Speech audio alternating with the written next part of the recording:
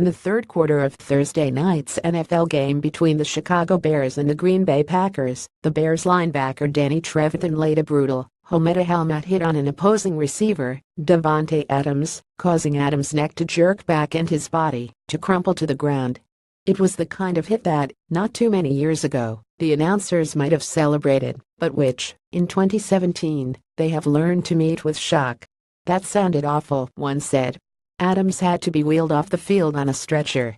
He gave the crowd a shaky thumbs-up sign with his right hand.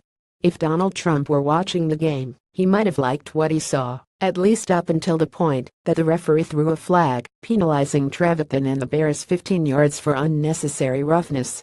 Last Friday, in Alabama, during his tirade against NFL players who kneeled during the national anthem to protest racial injustice, Trump also complained about the state of football more generally.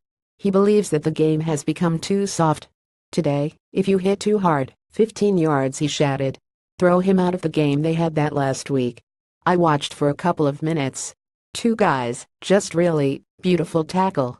Boom, 15 yards," he went on. "They're ruining the game. They're ruining the game. That's what they want to do. They want to hit.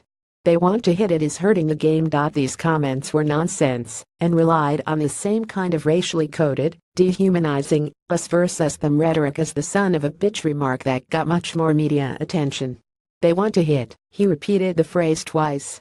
But what Trump meant was that he wants to see them hit and for them to otherwise keep their mouths shut. This is a different thing altogether. This past off-season, the NFL announced that it would impose suspensions on players who committed catastrophic tackles, and Trevathan's hit on Thursday will test the league's commitment to its new policy. The NFL for years downplayed the dangers of head injuries. Only when compared with Trump could it appear to be a vigilant advocate for the safety of its players. But Trump's comments temporarily displaced football's internal controversies, and the NFL closed ranks.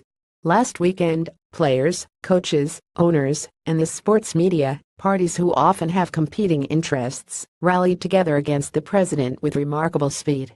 One of the reasons might be that all of these people, who live closely with football every day, understand the stakes of the game and the physical ability and mental fortitude that it requires of its players. Joe Theismann, the former quarterback, whose career was ended by perhaps the most famous catastrophic tackle of all time, told The Times, "If you really watch the hits up close, you would not say the game is getting soft." Trump ought to know better. He even owned a professional football team for a while, and not so long ago tried to buy another. But, as he often does, Trump seems to have mistaken empathy, respect, and safety for weakness. This week, still banging the football drum, he mocked the NFL owners during an interview with Fox News, saying, "I think they're afraid of their players, if you want to know the truth, and I think it's disgraceful." Trump's life story is that of a man in constant flight from the cowardice he perceives in himself and others.